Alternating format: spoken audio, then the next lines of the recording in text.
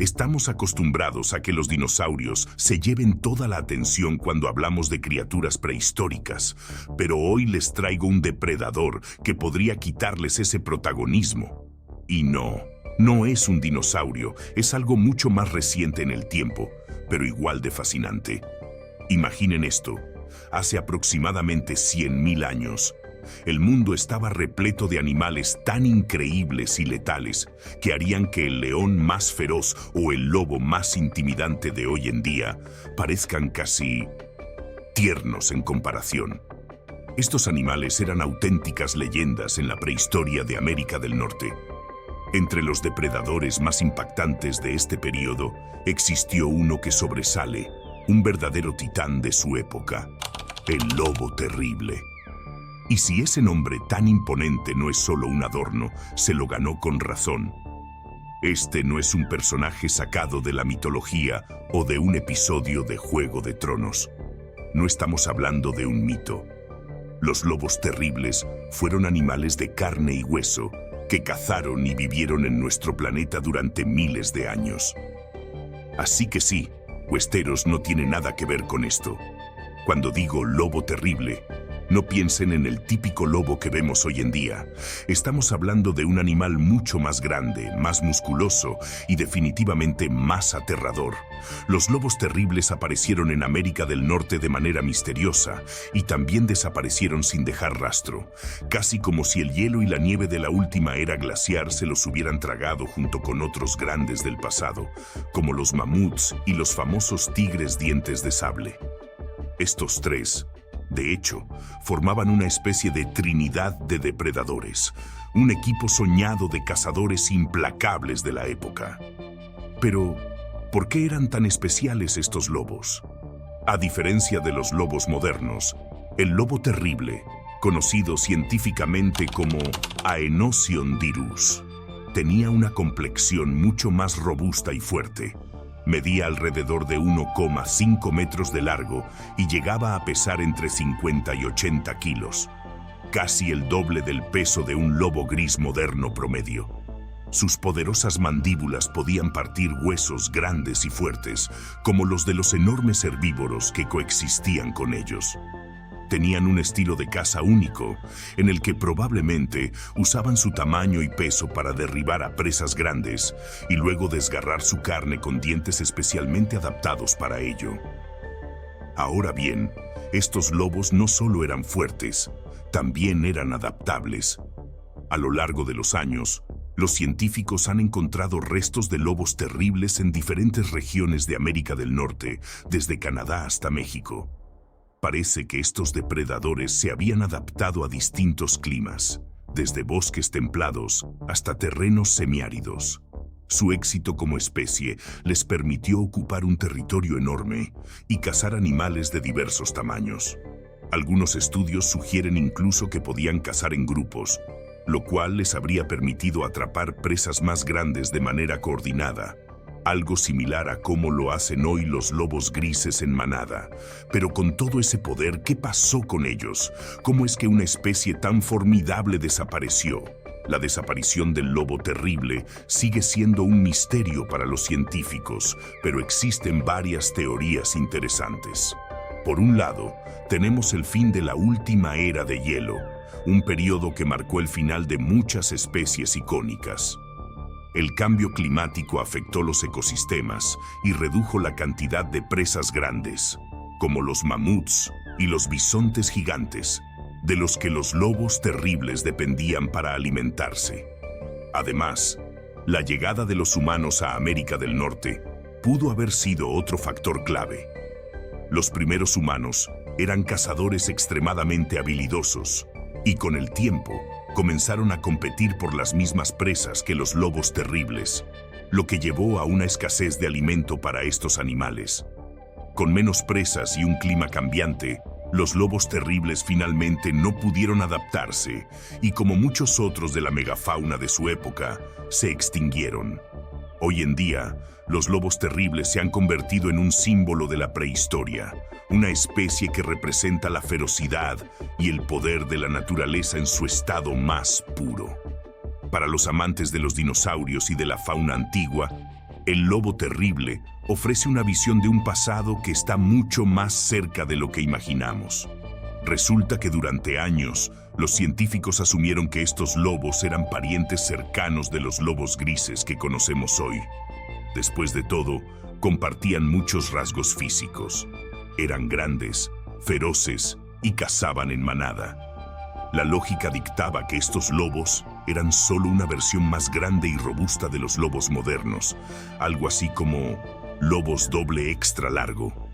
Pero, sorpresa, un reciente análisis de ADN cambió todo lo que creíamos saber sobre estos animales. Cuando los investigadores finalmente lograron extraer y analizar el ADN de fósiles de lobos terribles, descubrieron algo realmente inesperado. Los resultados revelaron que los lobos terribles eran, de hecho, tan únicos que ni siquiera están relacionados de cerca con los lobos, coyotes o perros modernos. Increíble, ¿verdad? En realidad, su genética es tan distinta que estos animales merecen una categoría completamente diferente, separada del árbol evolutivo que conecta a los lobos grises y otros cánidos modernos. ¿Pero qué significa esto exactamente? Bueno, según los científicos, los lobos terribles no solo eran otro tipo de lobo, eran un grupo aparte, una rama solitaria en el vasto árbol evolutivo de los carnívoros. Los lobos grises, los coyotes e incluso nuestros perros domésticos comparten un ancestro común y forman parte de la misma familia genética. Los lobos terribles, en cambio, parecen haber tomado un camino evolutivo completamente diferente, uno que los llevó a desarrollar características y habilidades que no vemos en otros miembros de la familia canina. ¿Y saben qué es lo que hace esto aún más fascinante? Este descubrimiento podría obligar a los científicos a crear una nueva clasificación científica solo para ellos. Eso significa que los lobos terribles podrían ser el primer miembro de su propia subfamilia o, quién sabe, tal vez incluso de su propio género. Esto es algo realmente grande en el mundo de la paleontología y la biología, ya que no ocurre todos los días que se reescriba la historia evolutiva de un animal tan emblemático. Imaginen por un momento la historia de este animal. Mientras los lobos grises y otros cánidos evolucionaban y se adaptaban en diversas regiones del mundo, los lobos terribles probablemente estaban viviendo en América del Norte, evolucionando a su manera, desarrollando sus propios rasgos únicos y enfrentando sus propios desafíos. En lugar de adaptarse a las manadas ligeras y rápidas de los lobos grises, los lobos terribles se especializaron en la caza de grandes mamíferos como los bisontes y los caballos prehistóricos. Quizás por eso desarrollaron cuerpos más robustos y poderosos, con mandíbulas capaces de romper huesos y dientes afilados para arrancar carne con facilidad. Este lobo no era cualquier lobo. Estamos hablando de un depredador un 20% más grande que los lobos grises modernos. Si alguna vez han visto un lobo gris en la vida real, ya saben que son impresionantes en tamaño y fuerza, pero el lobo terrible era como su versión mejorada. Sus esqueletos, que se han conservado a lo largo de los milenios, nos muestran que tenían huesos más grandes y robustos, una musculatura impresionante y mandíbulas diseñadas para cazar presas mucho más grandes y pesadas que cualquier cosa que un lobo gris moderno pudiera enfrentar. Y aunque podríamos imaginarnos a estos lobos como solitarios cazadores, al estilo de un felino solitario, lo cierto es que, como los lobos actuales, probablemente cazaban en manadas. Esto les daba una gran ventaja para enfrentar a presas descomunales como bisontes y caballos antiguos. Trabajando en equipo, estos lobos podían rodear y derribar a un animal varias veces su tamaño. Incluso se ha especulado que podrían haber intentado cazar pequeños mamuts o mastodontes en grupos bien coordinados, aunque eso debió haber sido una hazaña verdaderamente arriesgada y peligrosa. Pero, aunque los lobos terribles eran máquinas de caza, también eran vulnerables a las trampas naturales. Una de las razones por las que hoy sabemos tanto sobre ellos es gracias a un lugar muy especial, los Pozos de Alquitrán de La Brea, en Los Ángeles. Estos pozos eran una trampa mortal para los animales prehistóricos. Los lobos, atraídos por el olor de otras presas atrapadas, probablemente intentaban acercarse para aprovechar la oportunidad de una comida fácil, sin saber que ellos mismos quedarían atrapados en el alquitrán pegajoso. Una vez allí, era casi imposible escapar, y muchos de estos lobos encontraron su final en el mismo lugar que sus presas, quedando preservados en el tiempo. Así, gracias a estos pozos, hoy tenemos fósiles extremadamente bien conservados que nos cuentan la historia de estos depredadores imponentes. No solo nos permiten conocer su tamaño y fuerza, sino también los detalles de su vida y de su época. Estos fósiles muestran una era en la que América del Norte estaba llena de criaturas impresionantes, desde los colosales mamuts hasta los ágiles caballos antiguos. Y en medio de todos ellos, el lobo terrible se ganaba la vida como uno de los depredadores más poderosos del continente. Si alguna vez tienes la oportunidad de visitar el Museo La Brea Tar Pits en California, te espera una vista impresionante y algo perturbadora. Paredes enteras cubiertas con cráneos de lobos terribles. No son solo unos cuantos huesos aislados. Estos cráneos nos muestran cuántos de estos formidables depredadores cayeron en los pozos de alquitrán, atrapados junto a sus presas. Sin embargo, por más increíble que sea ver tantos restos bien conservados, aquí es donde la historia se vuelve un poco frustrante para los científicos. Resulta que aunque tenemos estos fósiles y cráneos a montones, nuestro conocimiento sobre los lobos terribles llega a un punto muerto. ¿Por qué? Bueno, el problema es que sus esqueletos son increíblemente parecidos a los de los lobos grises. A simple vista, y hasta hace poco incluso para los científicos, los lobos terribles parecían versiones más robustas de los lobos que conocemos hoy. Por eso, durante décadas se creyó que ambos estaban estrechamente relacionados, como primos cercanos en el árbol evolutivo de los cánidos. De hecho, los científicos clasificaron a los lobos terribles en el género Canis, junto con los lobos grises, coyotes y perros domésticos. Así, el lobo terrible recibió el nombre científico de Canis dirus, que básicamente significa el lobo terrible o lobo espantoso. Sin embargo, esta clasificación siempre dejó algunas preguntas en el aire, especialmente porque, aunque se parecían a los lobos modernos, había pequeñas diferencias anatómicas que no cuadraban del todo.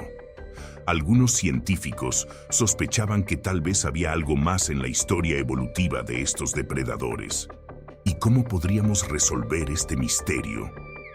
La clave estaba en el ADN, en analizar la genética de los lobos terribles para entender realmente sus orígenes y determinar si eran parientes cercanos de los lobos grises o si en realidad pertenecían a una línea evolutiva totalmente distinta. Pero aquí nos topamos con otro obstáculo: el alquitrán de los pozos de La Brea. Aunque este alquitrán ha hecho un trabajo increíble preservando los huesos y dientes de estos animales, desafortunadamente también ha destruido la mayor parte del material genético. El ADN es algo delicado y después de miles de años atrapado en el alquitrán, se ha degradado en gran medida. Esto significa que durante mucho tiempo los científicos no pudieron acceder al código genético que podría haber revelado el verdadero parentesco de los lobos terribles. Imaginen la frustración de los paleontólogos, con todos esos cráneos y esqueletos perfectamente alineados en las paredes del museo, pero sin la pieza clave que confirmaría su historia evolutiva. Sin embargo, la ciencia siempre encuentra formas de avanzar, y en años recientes, algunos investigadores han encontrado técnicas de extracción de ADN que han comenzado a desentrañar este misterio. Gracias a los avances en la tecnología genética, finalmente se ha podido analizar pequeños fragmentos de ADN de los lobos terribles. En un reciente e impresionante estudio, un equipo de científicos decidió embarcarse en una especie de búsqueda del tesoro genético a lo largo de América del Norte. ¿El objetivo? Encontrar el ADN perdido de los lobos terribles. Para lograrlo, Los investigadores recorrieron universidades y museos, recolectando cuidadosamente restos de lobos terribles de diferentes lugares y épocas. Sabían que necesitaban reunir la mayor cantidad de material genético posible para poder reconstruir la historia evolutiva de este enigmático depredador. Después de un trabajo minucioso, lograron reunir una pequeña pero valiosa colección de material genético. Obtuvieron alrededor de una cuarta parte del material genético genoma nuclear y el ADN mitocondrial completo de 5 individuos diferentes de lobo terrible, que abarcan edades de entre 13.000 y más de 50.000 años. Con esta muestra de ADN en sus manos, los investigadores se dispusieron a revelar los secretos que los huesos por sí solos no podían contar. Lo que descubrieron fue absolutamente sorprendente y cambió para siempre nuestra comprensión de estos lobos. En lugar de ser parientes cercanos de los lobos grises modernos, el ADN reveló que los lobos terribles tienen un linaje propio, un árbol genealógico que los separa de los lobos, coyotes y perros actuales por una distancia evolutiva mucho mayor de la que nadie había imaginado. Aquí es donde la historia se vuelve aún más interesante. Resulta que los lobos terribles están en el mismo árbol genealógico que los chacales africanos y otras especies que están mucho más distantes de los lobos de lo que alguna vez pensamos. Los lobos terribles y los lobos grises, por ejemplo, se separaron en su evolución hace aproximadamente 6 millones de años. Es un tiempo tan largo que los lobos terribles y los lobos grises casi podrían ser considerados tan diferentes entre sí como un lobo de un zorro. Para ponerlo en perspectiva, 6 millones de años de evolución independiente es tiempo más que suficiente para que los lobos terribles desarrollaran adaptaciones únicas y características propias, alejándose de sus antiguos parientes. Esto significa que aunque a simple vista parezcan lobos enormes, en realidad son parte de una rama totalmente diferente del árbol evolutivo de los cánidos. Este hallazgo ha sido tan impactante para la comunidad científica que muchos investigadores están sugiriendo que ya no debemos clasificar a los lobos terribles dentro del género Canis, al que pertenecen los lobos modernos y los coyotes. En cambio, proponen que estos depredadores únicos deberían tener su propio género, una familia especial dentro de la gran familia de los cánidos, que incluiría a criaturas como los chacales y otros cánidos menos cercanos a los lobos y coyotes. Esto coloca a los lobos terribles en una categoría aparte, como un linaje solitario y fascinante que alguna vez deambuló por las llanuras de América del Norte. Un linaje que evolucionó y se adaptó de forma completamente independiente, desarrollando las características que los hicieron tan formidables en su tiempo. Los lobos terribles, conocidos por muchos como lobos huargos, están a punto de recibir un cambio de identidad que probablemente habría fascinado a los científicos de principios del siglo XX. De hecho, ya en 1918, alguien propuso una idea revolucionaria. Tal vez estos lobos deberían tener su propia designación científica, algo que los diferenciara de los lobos modernos.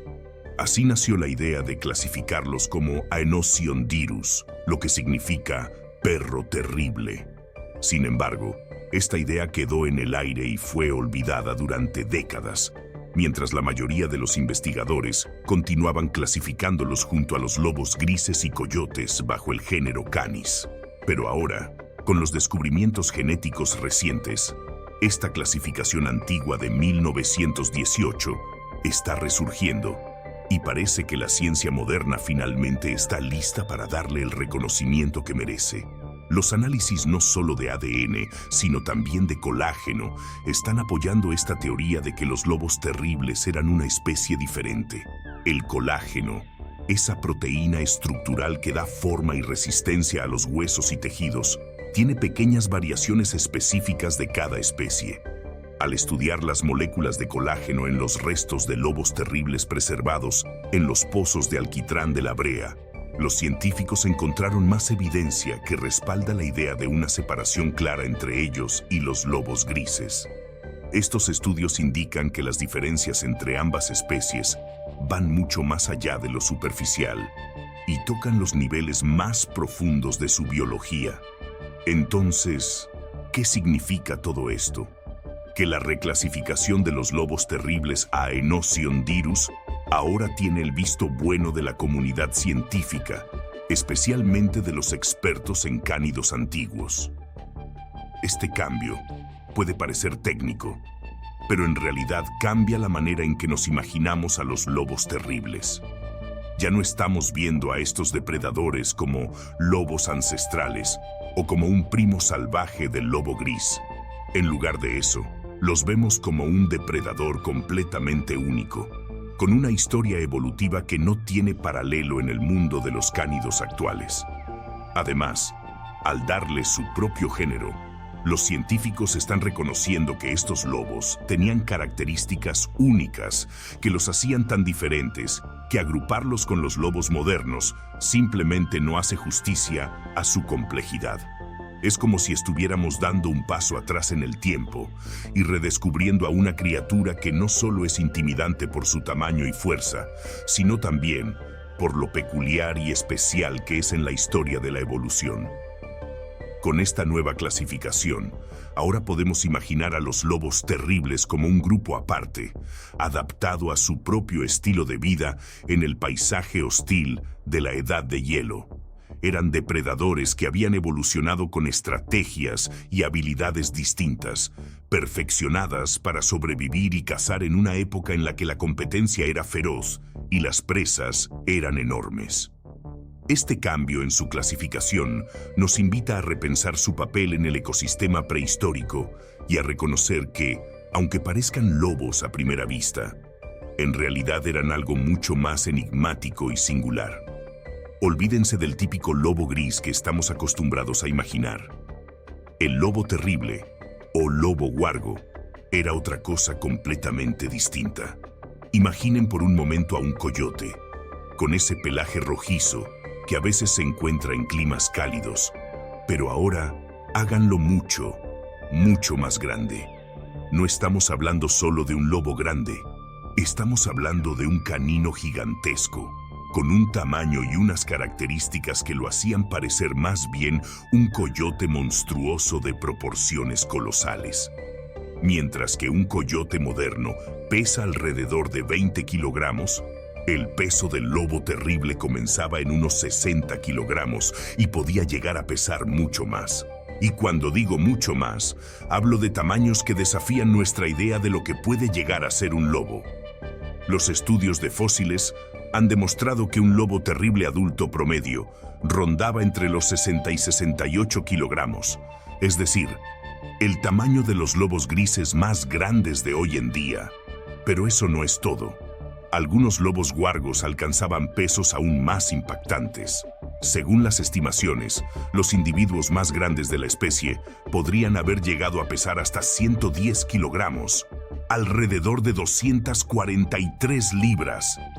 Imaginen a un depredador de ese tamaño corriendo por las llanuras de América del Norte, cazando en manada y enfrentándose a criaturas como bisontes y caballos antiguos.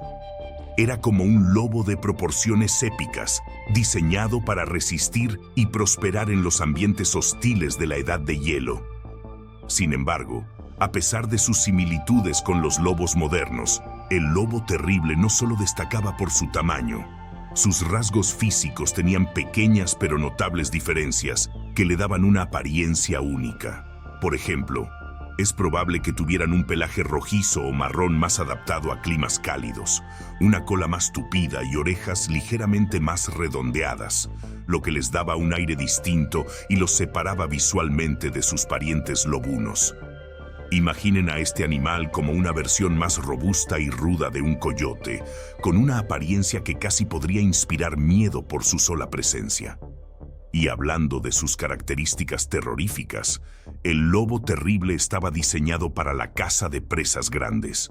Sus mandíbulas y dientes eran mucho más poderosos que los de un lobo gris, permitiéndole morder y desgarrar carne con una fuerza tremenda. Con esos colmillos y su enorme tamaño, el lobo terrible no tenía nada que envidiar a otros depredadores de su época. Si hubiera competido en una competencia de tamaño entre todos los cánidos que han existido, el lobo terrible se llevaría la corona con facilidad como el más grande de todos. Y aunque no alcanzara el tamaño de los depredadores felinos más gigantescos, su presencia, tamaño y habilidades lo convertían en uno de los carnívoros más formidables que jamás haya caminado sobre la tierra. Con estos datos, queda claro que los lobos terribles no eran solo una versión más grande de los lobos modernos. Eran animales completamente adaptados a su entorno y dotados de características que los hacían sobresalir en un mundo repleto de desafíos extremos. Y hablando de tamaño, aquí viene algo realmente curioso. A diferencia de muchas especies de mamíferos en las que es fácil distinguir machos y hembras debido a diferencias de tamaño o rasgos físicos, lo que los científicos llaman dimorfismo sexual, en los lobos terribles esto no era tan evidente. Sorprendentemente, los machos y las hembras eran bastante similares en tamaño y en la estructura de sus huesos y dientes. Imagina a estos lobos colosales. Tanto los machos como las hembras compartían ese aspecto robusto, imponente, sin diferencias significativas en cuanto a fuerza o apariencia. No existía eso de los rasgos femeninos o rasgos masculinos tan marcados. En otras palabras, las hembras del lobo terrible eran tan fuertes y resistentes como los machos, y tenían una estructura ósea diseñada para resistir el impacto y la dureza de la vida de un depredador en la edad de hielo. Esto es realmente interesante porque rompe con lo que solemos ver en otros depredadores grandes y, de alguna manera, hace que la especie sea aún más fascinante. Igualdad de condiciones en términos de físico y tamaño es un indicador de la vida que llevaban. Sería razonable imaginar que tanto machos como hembras debían estar igual de preparados para cazar, atacar y defenderse, especialmente si, como se sospecha, cazaban en manada. En un equipo de cazadores, cada individuo debe estar listo para afrontar grandes desafíos y derribar presas enormes como los bisontes y los caballos antiguos. Y en el caso de los lobos terribles, parece que las hembras también eran depredadoras letales. Esta falta de dimorfismo es un detalle que realmente cambia cómo imaginamos a estos animales. Al no tener diferencias marcadas, probablemente existía una cooperación más equilibrada en la caza y en la defensa del territorio. No había machos mucho más grandes que tomaran la delantera por su fuerza. En cambio, todos los miembros de la manada habrían compartido una habilidad y ferocidad similar. Cada lobo terrible, fuera macho o hembra, tenía ese tamaño imponente y una fuerza impresionante, lo cual los convertía en una unidad formidable en cualquier manada. Este dato también resalta lo singular de esta especie. En muchos cánidos modernos, como los lobos grises, las hembras suelen ser un poco más pequeñas y ágiles, mientras que los machos son más robustos. Pero el lobo terrible rompía esta norma, como si su supervivencia y éxito como depredadores dependiera de que cada miembro de la especie tuviera la misma capacidad física y destreza. En un mundo donde cada movimiento contaba y cada cacería podía ser una batalla épica, parece que los lobos terribles evolucionaron para que sus hembras fueran tan poderosas como sus machos, creando un equilibrio que sin duda fue clave para su éxito en los paisajes hostiles de la Edad de Hielo. Ahora, esto es lo que hace que los lobos terribles sean aún más interesantes. En el mundo animal actual, el tamaño y forma de los caninos, esos colmillos poderosos, suelen darnos una pista sobre el sistema de reproducción de una especie. Por ejemplo, cuando vemos a machos con caninos gigantes, eso suele indicar que hay una fuerte competencia entre ellos por las hembras, con peleas y enfrentamientos para ganar el derecho de aparearse. Este tipo de estructura de competencia muchas veces se asocia con sistemas polígamos, donde un macho dominante se empareja con múltiples hembras y defiende su derecho frente a otros machos. Pero los lobos terribles nos cuentan una historia completamente diferente. Al estudiar sus restos fósiles, los científicos notaron que los machos y las hembras tenían caninos muy parecidos, sin esas diferencias marcadas que suelen señalar competencia feroz entre machos. Esto sugiere que el sistema de apareamiento de los lobos terribles probablemente era mucho más estable y menos competitivo. En lugar de ver a un solo macho dominando a varios, lo que parece es que los lobos terribles vivían en parejas monógamas, al estilo de los lobos grises modernos, donde un macho y una hembra se unían como compañeros de por vida. Imaginen una pareja de lobos terribles, un macho y una hembra que cazan juntos, defienden su territorio y cuidan de su manada, formando una unidad fuerte y estable. Esta estructura de parejas unidas no solo es interesante desde una perspectiva evolutiva, sino que también habría sido una ventaja en un ambiente tan desafiante como el de la Edad de Hielo. La cooperación y la estabilidad de la pareja seguramente les ayudaron a criar a sus crías y a mantener la cohesión de la manada, esencial para sobrevivir en un mundo donde la competencia por comida y recursos era intensa. Este sistema monógamo también habla de una especie que, en lugar de invertir energía en enfrentamientos internos, probablemente ponía todo su esfuerzo en trabajar en equipo para sobrevivir. Cada lobo en la manada tenía su rol, y la relación entre el macho y la hembra alfa se basaba más en la colaboración que en la dominación, permitiendo que las manadas de lobos terribles fueran grupos familiares unidos. Así que, lejos de ser depredadores solitarios o luchadores constantes, los lobos terribles nos revelan una historia de romance prehistórico. Eran depredadores poderosos, sí, pero también eran compañeros leales que compartían la vida en manada y enfrentaban juntos los desafíos de la naturaleza. Esta dinámica de vida en pareja no solo es fascinante, sino que nos permite imaginar a los lobos terribles como criaturas complejas, capaces no solo de cazar y sobrevivir, sino también de construir lazos que fortalecieran a la manada. En un mundo salvaje y difícil, esta era la clave para que cada lobo terrible encontrara no solo su fuerza individual, sino también su lugar en una comunidad unida. Entonces, ¿qué comían estos formidables cazadores? Bueno, déjenme decirles que los lobos terribles no eran para nada exigentes, pero sí tenían un gusto definido por las grandes porciones de carne. Eran auténticos meatheads prehistóricos. Amaban la carne en grandes cantidades. Aproximadamente el 70% de su dieta provenía de presas enormes como caballos salvajes y bisontes. Estos animales, mucho más grandes y pesados que las presas a las que los lobos modernos se enfrentan hoy en día, ofrecían una gran recompensa para un cazador tan bien adaptado como el lobo terrible. Y cuando se trataba de un auténtico banquete de lujo, los lobos terribles tenían sus favoritos: mastodontes jóvenes y perezosos terrestres gigantes. Una elección digna de los depredadores más temibles. Aunque cazar un mastodonte o un perezoso gigante requería una gran coordinación y era extremadamente arriesgado, la recompensa era una cantidad de carne tan vasta que podía alimentar a toda la manada por días. Estos manjares ocasionales eran la joya del menú, algo así como el equivalente prehistórico de un festín de lujo. Ahora, quizás se pregunten por qué estos lobos tan grandes no cazaban presas más pequeñas de vez en cuando, como lo hacen los lobos grises. La respuesta está en su dentadura. A diferencia de los lobos modernos, los dientes traseros de los lobos terribles no estaban diseñados para masticar trozos pequeños. Estos dientes eran más adecuados para desgarrar y cortar carne en pedazos grandes.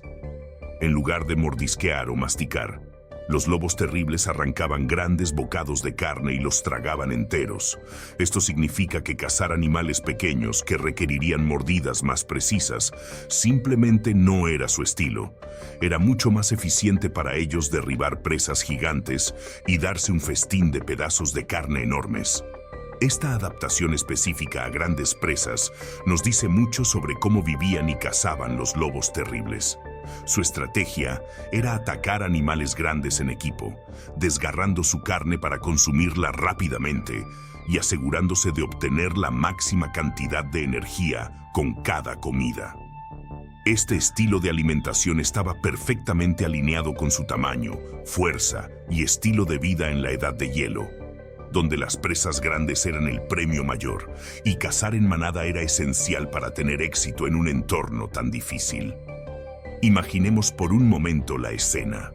Un grupo de lobos terribles avistando una manada de bisontes gigantes, o quizás un grupo de caballos salvajes en las llanuras heladas de América del Norte. Estos lobos no cazaban solos, actuaban en equipo, aprovechando su tamaño y su fuerza para acercarse a sus presas sin levantar sospechas. Cada miembro de la manada tenía un rol, y cuando llegaba el momento, atacaban con una estrategia precisa, coordinando sus movimientos para derribar a la presa elegida. Cuando finalmente lograban derribar un bisonte o un caballo, comenzaba el verdadero festín. Aquí es donde el lobo terrible sacaba ventaja de su dentadura especializada. En lugar de desgarrar lentamente o masticar pequeñas porciones, estos lobos arrancaban grandes pedazos de carne y los engullían rápidamente. Con una capacidad impresionante para desgarrar carne, estaban hechos para consumir grandes cantidades de alimento en una sola sesión. Una habilidad ideal en un entorno donde el clima era extremo y las oportunidades para cazar podían ser escasas. Y aunque este estilo de alimentación suena brutal, tiene sentido en términos de supervivencia. El lobo terrible debía consumir la mayor cantidad de energía posible en cada oportunidad, ya que cazar animales grandes no era tarea fácil y las condiciones de la Edad de Hielo eran duras. Esta forma de comer les permitía reponer rápidamente sus energías, algo crucial para enfrentarse a las largas distancias y los rigores del clima gélido. Además, los lobos terribles estaban lejos de ser los únicos depredadores en su entorno. Compartían su territorio con otros cazadores mortales, como los osos de cara corta y los tigres dientes de sable, depredadores que no dudaban en robar una presa si encontraban la oportunidad. Por eso, no solo tenían que cazar rápido, sino también comer rápido, evitando el riesgo de que otros grandes carnívoros se apropiaran de su comida. Su estrategia de arrancar grandes trozos y tragarlos era también una táctica de defensa frente a competidores hambrientos. Y así es como podemos imaginar la vida de estos increíbles depredadores. Fuertes, feroces, pero también astutos y adaptados a una existencia implacable en el paisaje de la Edad de Hielo. Cada cacería era una prueba de sus habilidades y cada banquete era una celebración de la supervivencia. Los lobos terribles eran mucho más que simples cazadores.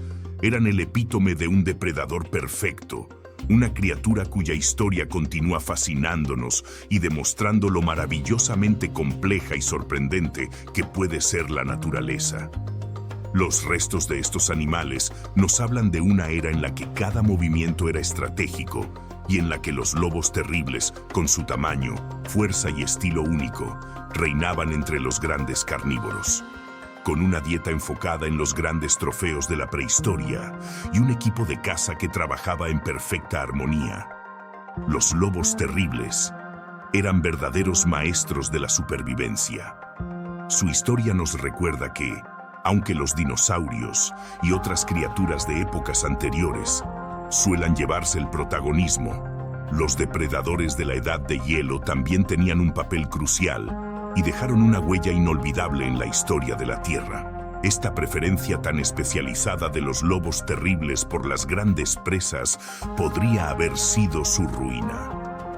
En un entorno cambiante, ser un comensal exigente puede traer problemas serios. Mientras la edad de hielo llegaba a su fin, el clima y los ecosistemas empezaron a transformarse rápidamente. Y con esos cambios, las grandes presas que los lobos terribles solían cazar también enfrentaron desafíos. Bisontes gigantes y caballos salvajes empezaron a desaparecer de algunos territorios, ya sea por la competencia con los primeros humanos, el cambio climático o la pérdida de sus hábitats tradicionales. Y, al parecer, los lobos terribles no estaban muy dispuestos a ajustar su dieta para sobrevivir. Los lobos modernos, por ejemplo, son mucho más flexibles. Si no pueden encontrar grandes presas, se adaptan y empiezan a cazar animales más pequeños o incluso a buscar carroña. Pero para el lobo terrible, acostumbrado a grandes festines, esta adaptabilidad no fue suficiente. Sus dientes y su estilo de caza estaban hechos para enfrentarse a bestias grandes y fuertes, no para cazar animales pequeños. Así que, cuando esas presas comenzaron a escasear, los lobos terribles se encontraron en una situación difícil.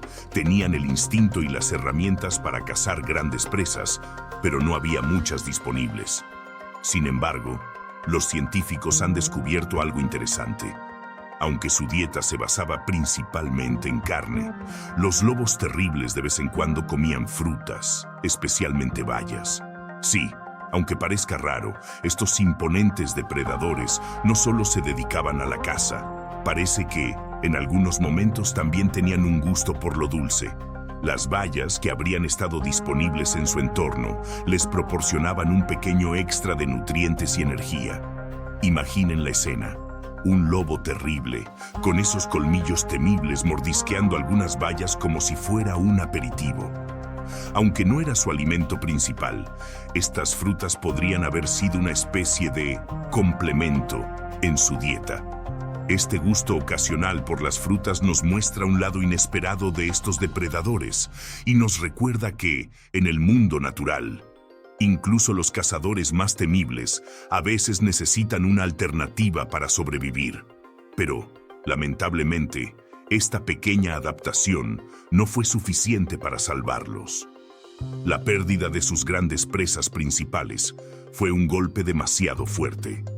Sin suficientes bisontes o caballos salvajes, los lobos terribles no pudieron prosperar. Y a diferencia de otros animales de su tiempo, no lograron adaptarse al cambio. Así que, aunque los lobos terribles dominaron su mundo durante milenios, la falta de flexibilidad en su dieta y su dependencia de grandes presas los llevó a la extinción. Este capítulo final en su historia nos muestra que, en la naturaleza, la capacidad de adaptación puede ser tan importante como la fuerza o la ferocidad. Los lobos terribles fueron, sin duda, maestros de la caza y símbolos de poder. Pero su propio estilo de vida los hizo vulnerables en un mundo que estaba cambiando rápidamente. Sabemos que los lobos terribles, o lobos huargos, eran criaturas sociales, cazadores que preferían vivir y moverse en manadas. Esta creencia no es una simple suposición, viene respaldada por la evidencia fósil. En muchos sitios arqueológicos a lo largo de América del Norte se han encontrado restos de lobos terribles en grandes cantidades, todos alineados y juntos, como si hubieran vivido y cazado en grupo. Uno de los lugares más famosos donde se han encontrado estos fósiles es en los pozos de alquitrán de la Brea, en Los Ángeles, California. Aquí se han desenterrado tantos fósiles de lobos terribles que la idea de que eran animales de manada es prácticamente indiscutible. Ahora bien, aunque no sabemos el número exacto de lobos en cada manada, las estimaciones de los científicos sugieren que podrían haber sido entre 12 y 30 individuos. Imaginen esa escena. Una manada de hasta 30 lobos terribles, cada uno de ellos un coloso de más de 60 kilos, corriendo en perfecta sincronía, listos para enfrentarse a las presas más grandes de la época. Sería un espectáculo aterrador y fascinante a la vez. Esta estructura en manada no solo les permitía cazar animales enormes, sino también enfrentarse a otros depredadores. No olvidemos que los lobos terribles compartían territorio con bestias imponentes como los tigres dientes de sable y los osos de cara corta, que también eran cazadores poderosos y muy competitivos. Pero al trabajar en equipo, los lobos terribles podían defender sus presas y protegerse mutuamente, lo que les daba una ventaja sobre estos otros depredadores. Además, al cazar en grupo, los lobos terribles tenían la habilidad de ejecutar estrategias complejas. Tal vez algunos miembros de la manada rodeaban a la presa, mientras otros la atacaban frontalmente, agotándola y debilitándola antes de lanzar el ataque final. Esta organización y cooperación en equipo es lo que les permitía derribar animales tan grandes como los bisontes y caballos prehistóricos, presas que habrían sido casi imposibles de cazar para un lobo solitario.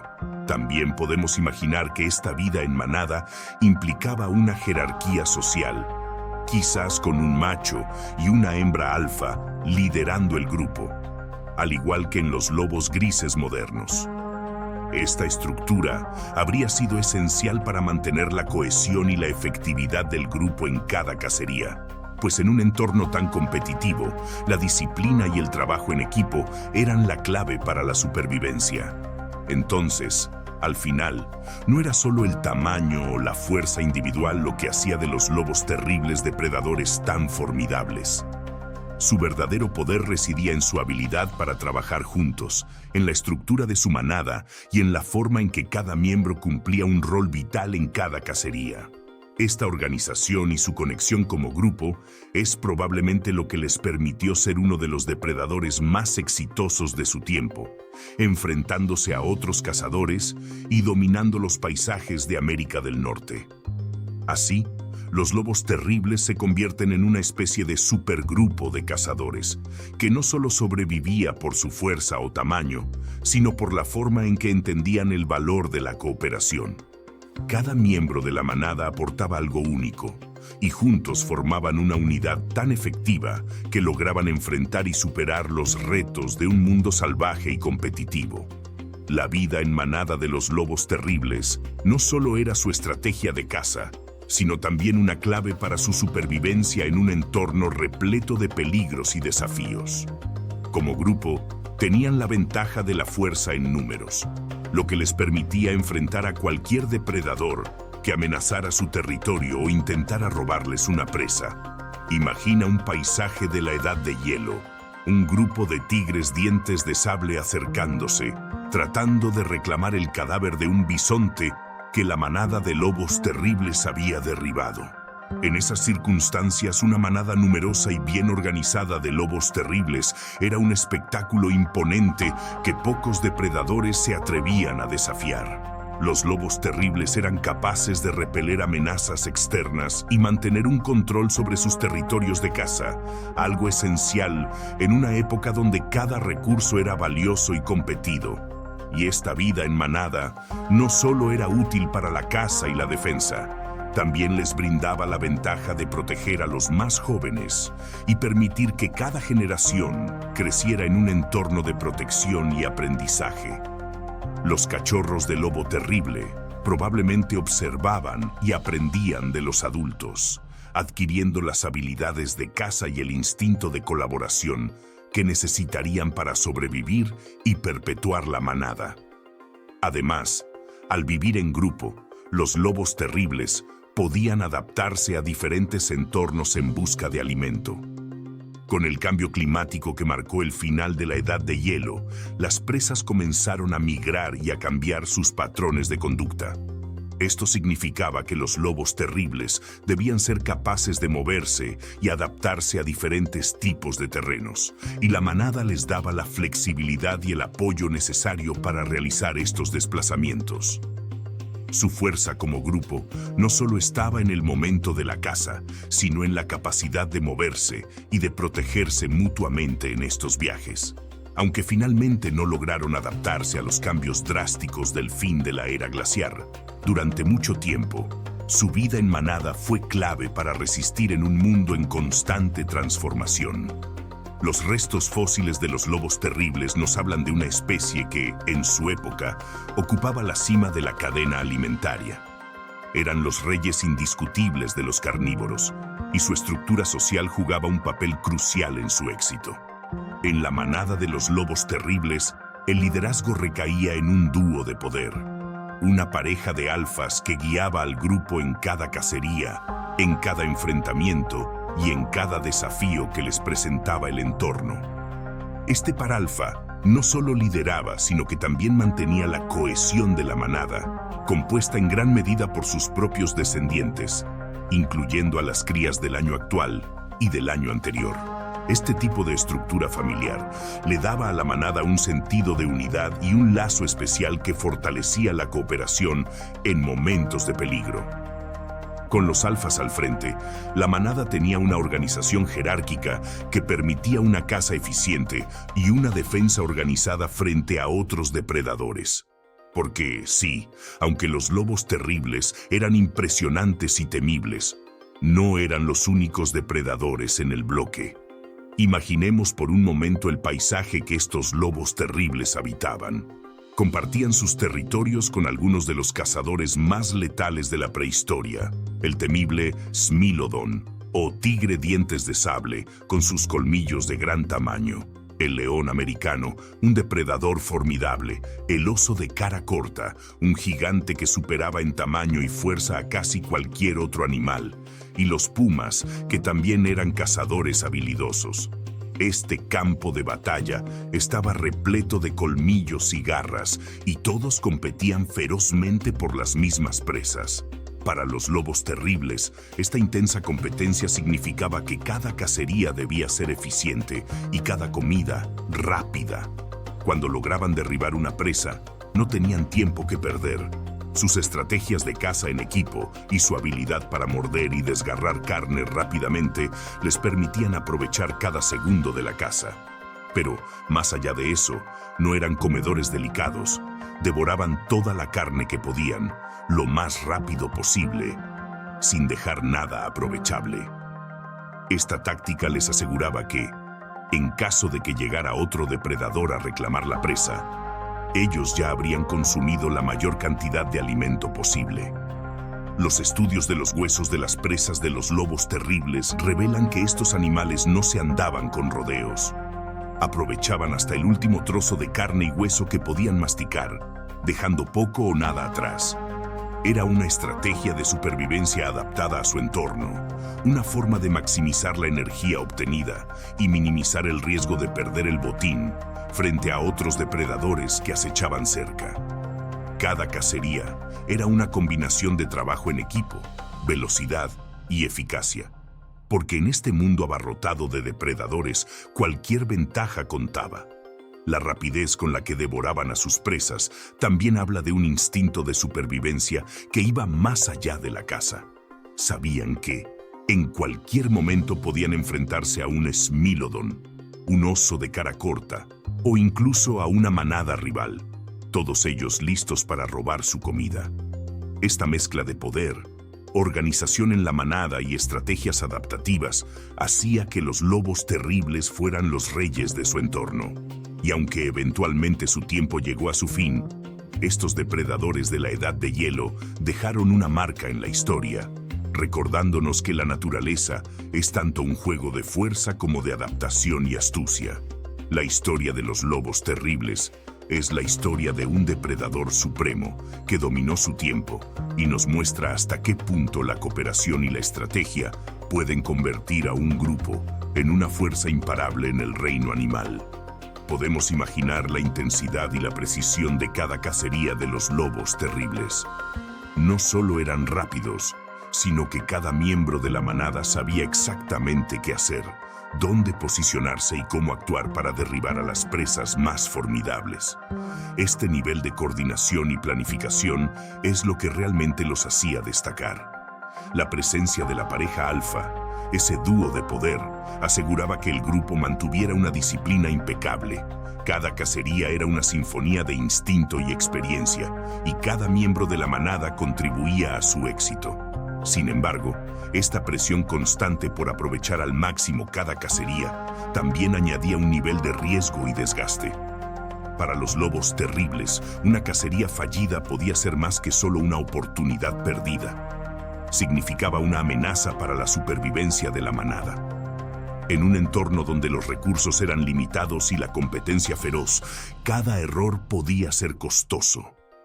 Por eso, desarrollaron esta estrategia de consumir rápidamente y aprovechar hasta el último bocado, incluso triturando huesos para obtener nutrientes, algo que les permitía aprovechar el valor energético de sus presas al máximo.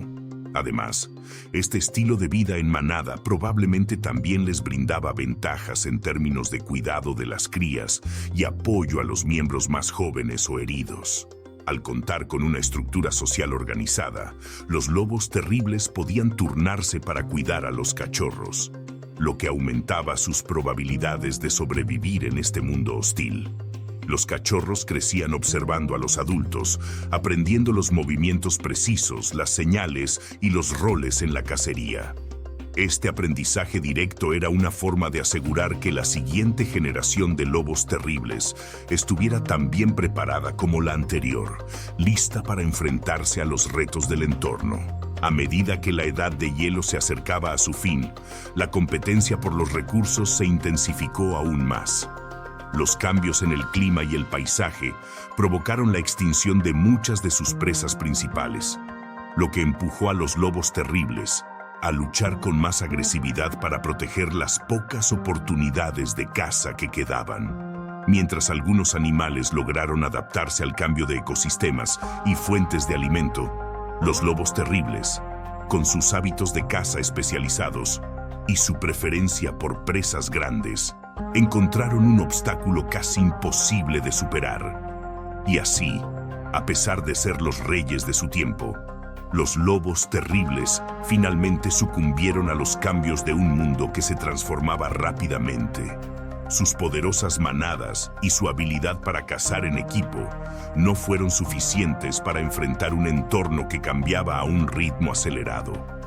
Hoy, todo lo que nos queda de ellos son sus restos y la evidencia de sus impresionantes habilidades de caza, que nos permite reconstruir y admirar la historia de un depredador que una vez fue imbatible.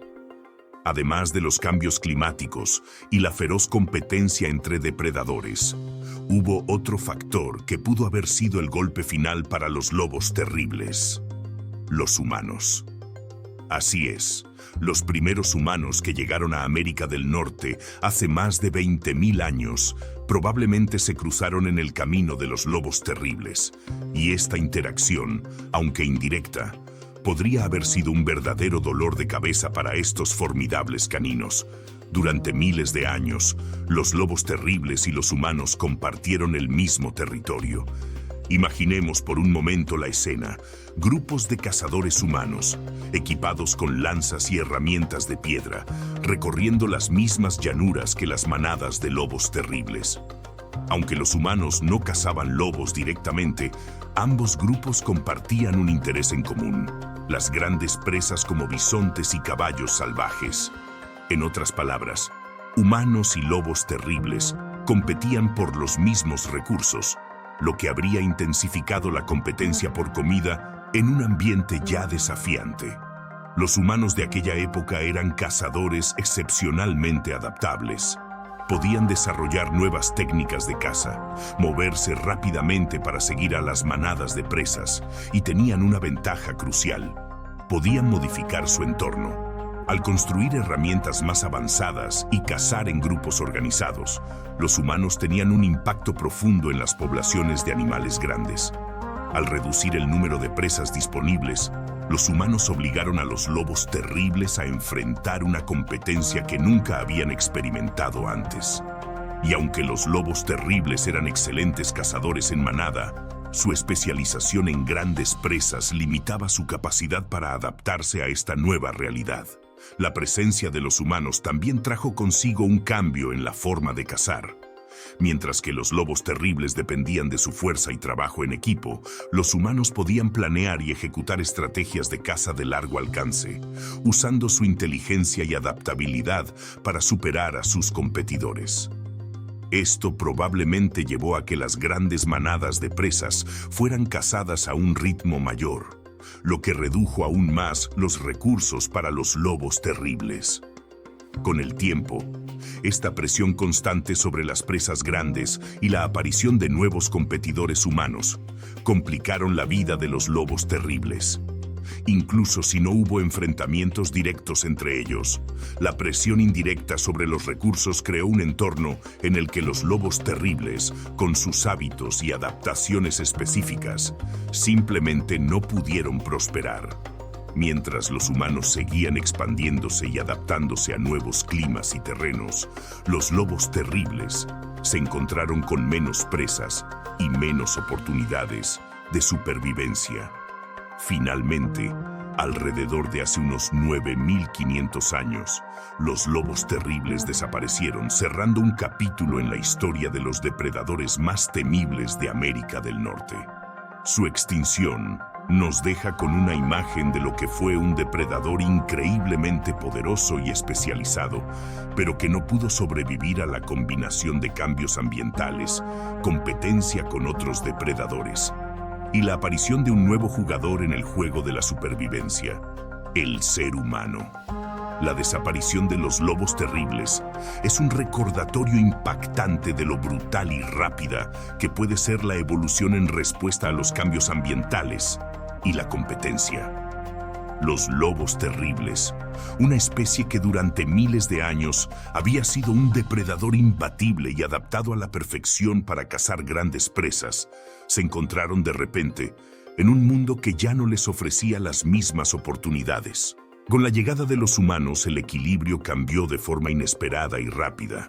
Mientras que los lobos terribles estaban especializados en la caza de grandes mamíferos, los humanos podían cazar presas de diversos tamaños, recolectar frutos, construir refugios e incluso modificar el entorno en su beneficio.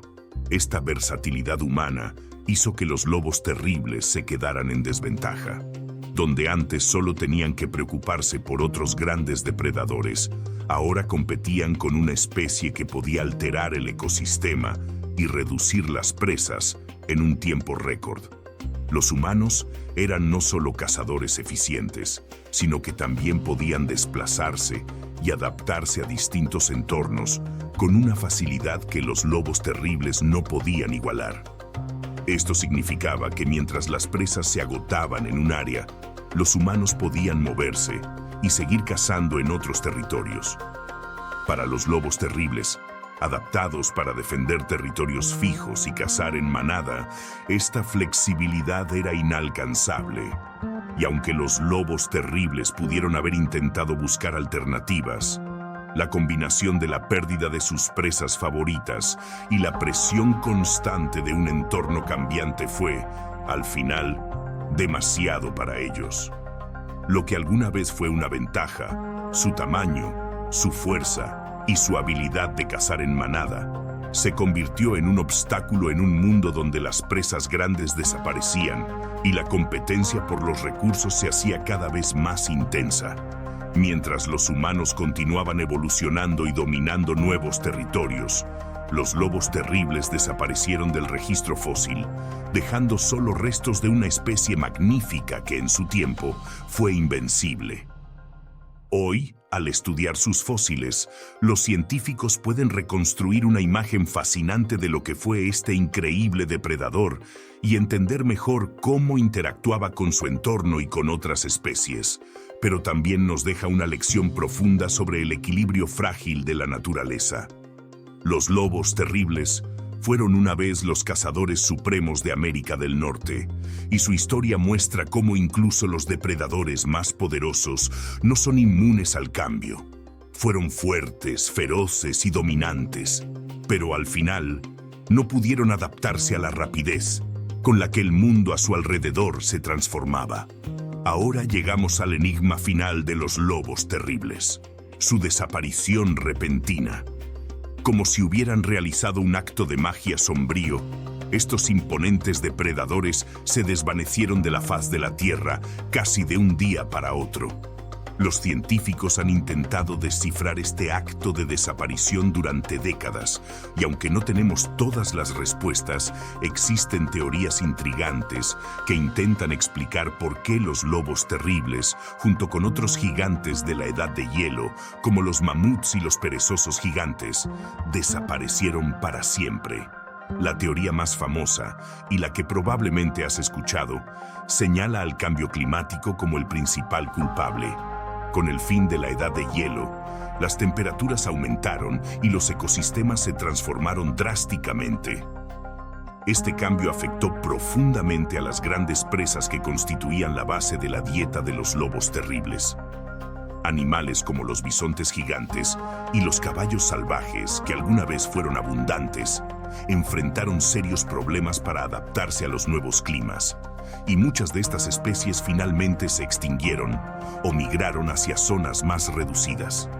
En otras palabras, el cambio climático impactó primero a sus presas, y los lobos terribles se quedaron sin suficiente alimento para sostener sus grandes manadas.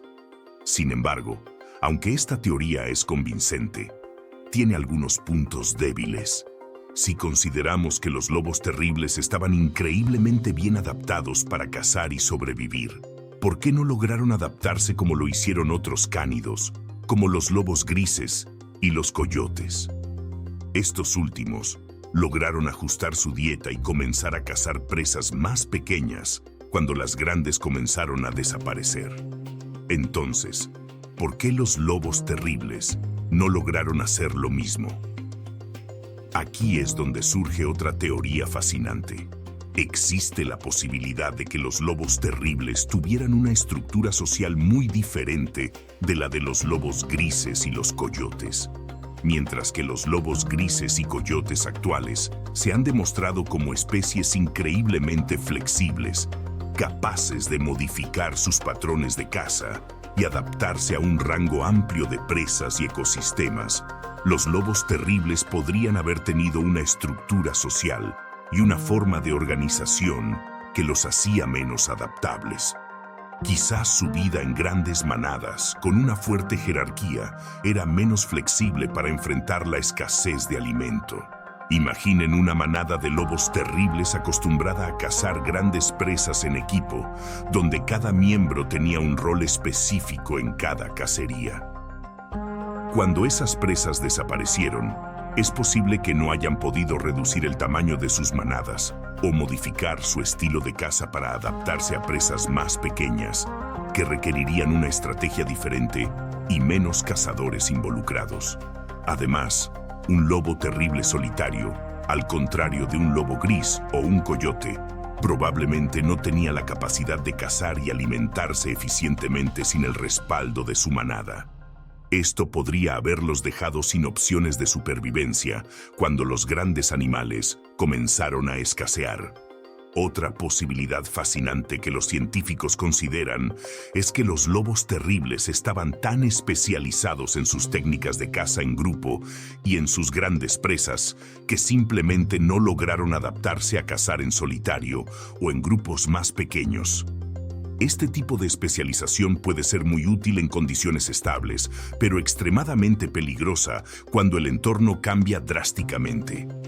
Los lobos grises y coyotes, menos dependientes de las presas grandes y más dispuestos a diversificar su dieta, pudieron pasar a cazar animales más pequeños y adaptarse a los cambios, mientras que los lobos terribles quedaron atrapados en una especie de trampa evolutiva.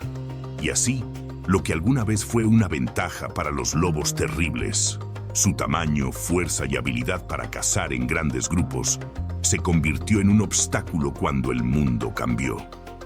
Mientras sus primos grises y coyotes encontraron nuevas formas de adaptarse, los lobos terribles se quedaron sin su recurso principal y sin las habilidades necesarias para cazar presas más pequeñas o sobrevivir en un entorno en constante cambio.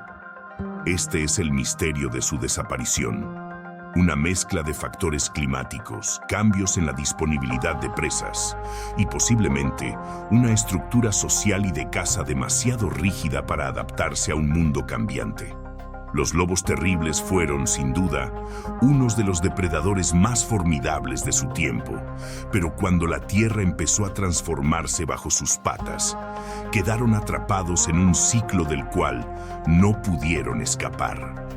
Hoy, sus restos fósiles nos permiten vislumbrar esta historia trágica, la historia de un depredador que fue imparable hasta que la naturaleza cambió las reglas del juego. Nos recuerda que, en la naturaleza, no siempre gana el más fuerte o el más grande, sino el que mejor puede adaptarse. La desaparición de los lobos terribles sigue siendo un enigma fascinante, una historia que nos enseña sobre el equilibrio frágil de la vida y la importancia de la adaptación en un mundo que nunca deja de cambiar. Al final, hay una teoría que podría cambiar la forma en que vemos la desaparición de los lobos terribles. ¿Y si, en lugar de la escasez de presas o el cambio climático, fueron otros lobos, quizás los lobos grises, quienes realmente llevaron a su extinción? Piénsalo. Mientras los lobos terribles reinaban en América del Norte, compartían territorio con otras especies de lobos, incluyendo a los lobos grises, que eventualmente demostraron ser mucho más adaptables. Imaginemos a estos lobos grises, menos dependientes de presas grandes y capaces de sobrevivir con animales más pequeños o incluso carroña. Esta habilidad para ajustar su dieta habría sido una ventaja clave en un mundo cambiante. A medida que los lobos grises se expandían, es posible que terminaran desplazando a los lobos terribles de algunos territorios y de sus fuentes de alimento. Esto no significa necesariamente enfrentamientos directos, sino una competencia sutil pero efectiva. Mientras los lobos grises y los coyotes demostraban ser más flexibles y persistentes en sus adaptaciones, los lobos terribles, con su dependencia en presas grandes, quedaron en una clara desventaja. Y claro, no podemos olvidar el papel de los humanos. Los primeros nativos americanos, cazadores expertos y bien adaptados a sus entornos, también competían con los lobos terribles. Tanto humanos como lobos terribles buscaban las mismas presas grandes, bisontes, caballos salvajes y otros herbívoros enormes que ofrecían grandes cantidades de carne. La presencia de estos primeros humanos probablemente añadió otra capa de presión en el ecosistema, lo que dificultó aún más la vida para los lobos terribles. Esta competencia indirecta, sumada al empuje de los lobos grises y coyotes, fue como un juego de resistencia en el que los lobos terribles simplemente no pudieron mantenerse. Aunque hoy solo podemos especular, lo cierto es que estos lobos eran auténticos gigantes, aproximadamente un 20% más grandes que los lobos grises modernos. Con su tamaño, su ferocidad y su habilidad para cazar en grupo, los lobos terribles son recordados como una de las especies de carnívoros más formidables de la prehistoria. Sus restos fósiles, especialmente los encontrados en los pozos de alquitrán de La Brea en Los Ángeles, nos muestran que estos lobos dominaban los territorios en los que vivían y eran verdaderos titanes entre los carnívoros de la época. Sus mandíbulas, sus colmillos y sus huesos reflejan el poder de un depredador que sabía cómo imponerse en el paisaje de la Edad de Hielo. A pesar de que hoy en día ya no estén con nosotros, los lobos terribles siguen vivos en nuestra imaginación. Cuando pensamos en la Edad de Hielo, no podemos evitar imaginarlos recorriendo las vastas llanuras, cazando en manada y enfrentándose a otros depredadores. Quizás es su tamaño impresionante, o el misterio de su desaparición, o incluso sus genes únicos lo que nos fascina. Entonces, con esta increíble historia de los lobos terribles llegamos al final, pero su legado continúa vivo. Aunque se extinguieron hace miles de años, estos colosales cazadores siguen capturando nuestra imaginación. No solo eran enormes y poderosos, sino que su historia es una mezcla fascinante de fuerza, especialización y, al final, una trágica lección sobre cómo la naturaleza cambia sin esperar. Es imposible no sentir algo especial cuando pensamos en los lobos terribles recorriendo los antiguos paisajes de América del Norte, en sus manadas perfectamente organizadas, acechando y cazando presas mucho más grandes que ellos. Su vida estaba llena de desafíos, pero dominaban su entorno como auténticos reyes, enfrentándose a otros gigantes de su época y sobreviviendo en un mundo feroz e implacable. Y así como ellos, otros animales y depredadores legendarios marcaron su huella en la historia.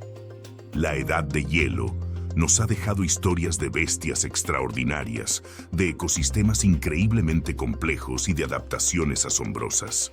Sin embargo, también nos recuerda lo efímera que puede ser la vida de una especie cuando el entorno cambia. Los lobos terribles nos enseñan que la adaptabilidad es clave en un mundo donde nada permanece igual por mucho tiempo. Por favor, si te ha gustado este video, nos encantaría que pudieras darle al botón de suscribirse. Eso nos da motivación para seguir creando contenido de calidad. Nos vemos en el próximo video.